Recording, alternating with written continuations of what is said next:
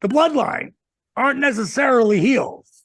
You know, they're kind of like the NWO in a way where they're cool, you know, and they're badasses. Like everybody, just look at them. Wow, you're in the mix with Pro Wrestling Bits. What is different about Jake Roberts compared to the other talents who you've worked with over the years? they The broke biggest the mold. difference. They broke the mold with Jake Roberts. The really cool thing was that, you know, when me and Jake met, I had nothing. I met him in my nightclub, you know, in 1986, and we became friends there. He just rolled in one night, and became drinking buddies. And over time, when he came in WCW, and now he comes in as Jake the Snake Roberts from WWE, and now he's going to come to WCW, you know, he came down to Power Plant and he's watching me. I didn't realize at the time, but he goes, Paige? And I turn around and go, Jake. He goes, man, I thought that was you. Because when you meet someone in one spot, you know, meaning being a nightclub runner, and in Fort Myers, you probably didn't even remember where you remembered me from. But when you see them in a different environment, you're like, God, it looks like him, but that's not him, you know. But when he finally, you know, got there and, you know, we saw each other, and he was like, Jake, what are you doing here? You know, gave him a big hug, and he goes, I'm coming in. I'm going to work with Sting. And we were like, awesome, man. Because me and Kevin Nash, we were at the bottom of the card. Mm-hmm. Like nobody believed in us then. And so we kind of became like Jake's chauffeur and get his bags. And, you know, we were kind of like hanging at the foot of Yoda, you know, and learning from the master storyteller. So it was an unbelievable journey together. Yeah, and he is a master storyteller. That is a big part of his legacy, is the psychology and what he was able to do to make you feel. And you just mentioned that storyline with Sting, which I do vividly remember. But do you have a favorite storyline that stands out to you, a match or storyline featuring Jake Roberts? You know, my favorite match wasn't really a storyline that they had. One of my favorite matches, because at one point, me and Jake were on the road, and one of his, you know, fans brought Jake 40 VHS tapes, which meant there was 80 hours of just Jake. And after the guy left, I go, Jake, you want to take them? He's, nah, I'm not going to take them. I go, can I have them? He's like, of course, take them if you want them. So I lugged them around till we got home, and I watched so much. And one of my favorite matches ever was him and Ted DiBiase at Madison Square Garden. And these two guys, you know, were two of the greatest of all time. In the ring together, both, well, Ted was second generation, so was Jake. They had those people losing their minds probably around 1986 or 87. And if they took 4 bumps in 20 minutes, it was a lot. They didn't have to. They told stories, and I learned or stole so much from Jake and the storytelling in the ring. One of the greatest compliments he ever gave me, I hadn't talked to him for about a year or so, and this is 1997 when I'm, you know, just fire hot, and I picked up the phone. And all I heard him say was, congratulations. I'm like, Jake? Yeah. Congratulations for what? Reinventing the DDT. You know, like that meant as much to me as United States title. I mean, that's how powerful that you take the move of the 80s that everybody, you know, took from there. You know, and there was only one guy, though, hit the DDT and nobody got back up again, you know, and then the Diamond Cutter would be the move of the 90s. And since then, from, you know, the RKO to the Cody Cutter to to whatever, it's been taken and maybe done even a little better at times and maybe not at other times, but I love Randy's version and what he did with it. I love that Cody calls it a Cody cutter. It's like, it's being able for Jake to say that to me, though, it meant more than I could ever tell. Absolutely. Now, was that a conscious decision? Is that what you're going for with the diamond cutter, to kind of recreate the DDT? Or did you realize that as you got that compliment from Jake Roberts? Well, what had happened was Johnny Ace, he would take it with one arm and he'd pick the peace sign and he'd just kick his legs out and he'd take the guy. That was his version of the ace cutter, or I guess it's called not ace cutter, ace, whatever he called it. I can't remember what he called it, but he had showed me that. Then Steven Regal gave me the cravat. And if you grab someone's neck and your hands end up in this position and then you use your body, like I used to tell guys, when we get here, you go or you're going. Like, it wasn't like a choice, because when I got you, I'm not letting go, and you better be coming with me. And so he taught me that. And then one night, because I could take my tapes to Jake's house when he was back living with Cheryl, because he lived with Cheryl, had 2 kids, they split up, they got back together, they had 2 more kids, and they were little kids back then. And I would come over and Jake would watch my matches. And he might say to me, he's smoking a cigarette and he's watching. And he might say, why would you do that? And one of the things I'd said was, well, that's what they told me they want me to do there, meaning the bookers.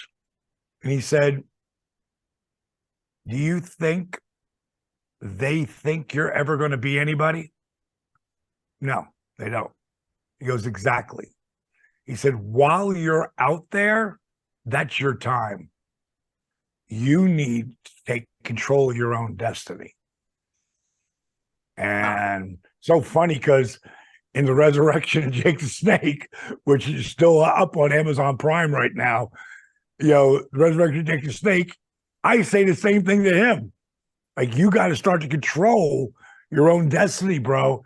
And out of that came, my history is not my destiny, Yeah. And so he could change the game. He just had to change the story he was telling himself. So while we're watching those matches, one of them, guy went to go for a finish, and I was actually going to get the win here. And I grabbed the rope as he went to take me and stopped it, and then hit him in the stomach and just hit him with a quick diamond cutter. And he just started laughing. And he looked over at me and he goes, now you're starting to get it. So the DDT was taken out of nowhere. It's the first out of nowhere finish in professional wrestling. And Jake probably had about 4 ways, maybe 5 ways into it. But he also had a lot of ways out of it. Like, he'd hook him and he'd do the wave, and then the guy would run him into the turnbuckle. So he had ways out of it too. So yeah, watching that was really like imprinted on my DNA, so, even when I didn't think I was doing Jake stuff, I was. Like, he would go in the corner and he'd sit down. Like, Raven took that part when he would do that as Raven's flock. Yes. But I would go in the turnbuckle and I'd lay my arms over the ropes, and I would just sit all the way down to where I couldn't go anymore because my arms were there. And then I would and I never realized it till I'd seen Jake do the sit down thing later. And I thought, oh, that's how I got that. That's really cool. Just like, repetition is the mother of learning, man. The more you do something, the more you learn. The more you learn, the better you get. Absolutely. And you mentioned Cody Rhodes, who I know you're very close with. You accompanied him out to matches before, but also you talked about controlling your own destiny and taking control of that. And I see a lot of similarities, in fact, in Sami Zayn in yourself, whom Cody Rhodes interacted with last night on Raw. And that Sami Zayn is this people's champion who's creating kind of an uprising for himself. So I just want to know what you make of Cody Rhodes' path to WrestleMania and Sami Zayn's involvement in that as well. Well, let's talk about Sami first. I literally walked up to Sami at the Rumble and, gave him a hug, and he thanked me, man, for continuing to let him use my DDP yoga program, because I give it to all the guys, and he's one of the guys who actually uses it quite often. And it's helps with preventative maintenance, like, so you don't get hurt. But I said, I love the Bloodline stuff. And Sami, is a guy that if you look at, you don't say, oh, that guy's money. But if you watch him and his storytelling and his interviews and his work in the ring, he's money. And he's top guy money. Like, put him in a freaking main event and he will draw, especially against the Bloodline, but really anyone, at a later date. You know what I mean? I told him, I said, bro, I love what you're doing. Just be patient, because it's going to happen. That's the hardest thing for talent, is to be patient. But it's one of the, it's one of the virtues, if you can really have it. And I can't wait to see what they do with him, because, the guy he's so poised. And the Bloodline aren't necessarily heels. They're kind of like the NWO in a way, where they're cool, and they're badasses. Like, everybody, just look at them.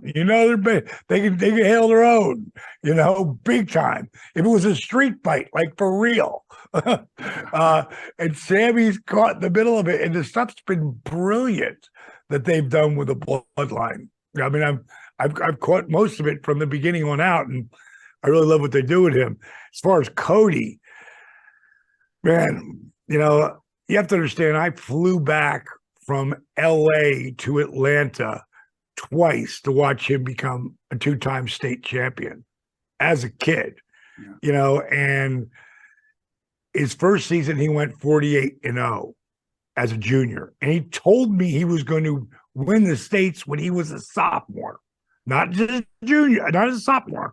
He told me he was going to win it as a junior. And I flew back to watch him go 48-0, win that state championship. And then the next year, I want to say it's 11th or 12th match, I can't remember, but he lost. And I called him from LA, like, hey, and I used to call him Young Buck all the time, which was kind of crazy, when you think about what happened with him and the Young Bucks and everything. But I said, hey, Young Buck, what's up, buddy? And he's like, oh, Dallas, I lost. I was like, thank God. He's like, what? Why would you say that? I said, Cody, you think you learn from winning? Bro, you learn from losing. You learn from falling down. You learn from screwing up. That's how you make, you make mistakes so you can learn from them. I said, what did you learn? And he gave me a few points. And I said, so let me ask you a question. Would you rather have been 44-0 and had that guy beat you in the quarterfinals, have your first loss then? God, no. I go, exactly. I said, here's what's happening. That guy thinks he beat you. Like, he doesn't know who you are. Mm-hmm. He's already written you off. Like, he's great competition, but I got his number.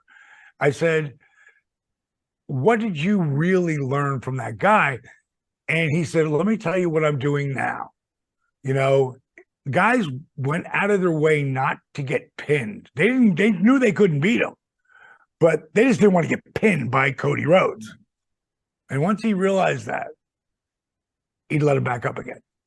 And then he'd take him down, and he'd let him back up again. He'd take him down, take him back down again. Let him up, then take him back down again. And then they'd be so gassed, bam, they get pinned. And when I was there, I came with my daughter, Brittany, and I was up in the stands, and there's 5 seats for the state championship game for families on each side. And Cody yelled to Dusty, Dad, get Dallas down here. And Grandpa had to leave. And I sat on the match and watched him face the same kid who beat him and eat him alive. Wow. And so, it's funny to me now that normally I would have to leave from Atlanta to fly back to LA, but I've got a speaking gig on the Friday before in Ohio. So I'll be coming in from Ohio to go to LA to watch him hopefully become the man. And that would be amazing to see. Roman Reigns, though, man, powerful champion, man. Powerful, just A to Z. The cat has come into his own. He's been a great worker for a long time, but he has. What does he always say when he acknowledge me? Acknowledge me. Yes. That's so great. And the whole thing with Paul Heyman. I mean, Paul Heyman takes that whole group to a different level as far as the way he knows his role. And everybody knows their role. And what's funny, it's kind of like Sami does it, But I watched Roman put Cody over huge on the Tonight Show a couple of days ago. So I know he's got a ridiculous amount of respect for him. And I look forward to watching that match. Yeah, and I think a lot of people do, and we talk about storytelling. That's what they're doing so well in terms of the Bloodline story. That's what Jake Roberts did arguably better than everybody. And I remember watching that interview between you and Jake talking about the resurrection of Jake the Snake, and you made an offhanded comment saying if we were actors, we would have won an Emmy. And I feel that way about this Bloodline storyline and so many things in wrestling. What's it going to take for wrestling to finally be considered for Emmy or Oscar nominations?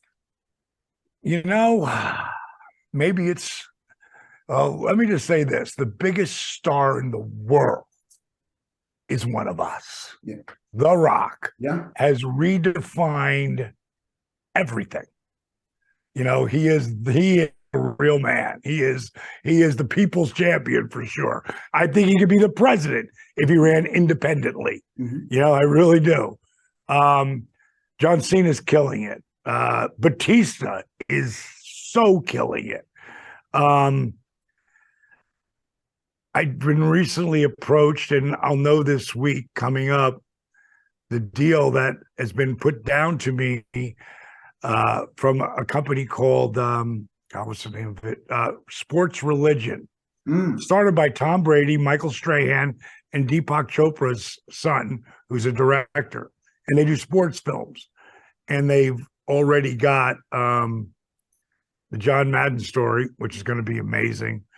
But they're also talking to me right now about actually getting the rights to the resurrection. Wow. Yeah. So when you say Oscar, Emmy, whatever, to me, Josh Brolin wrote after he saw the resurrection. He was good friends with Chris Bell, who was one of our executive producers on Resurrection, which again, like you said, it can be seen on Amazon Prime right now. But he said Josh had sent him this text after he saw the resurrection. He wrote, "Chris, just watched the doc and I'm in stunned silence. A happy ending." And then he put in parentheses, or at least until now, question mark. Wow, DDP, what an amazing guy, a real man.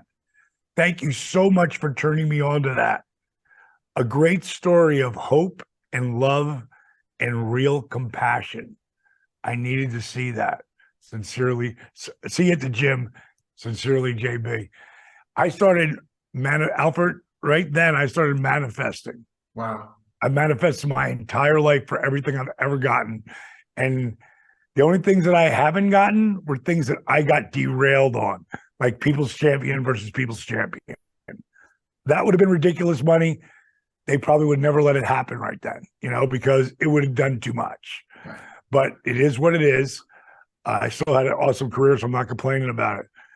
But this thing here, I've never derailed from, and I would love to see Josh Brolin play Jake Snake Roberts. Ooh, we're casting now. I like that. That's a great casting.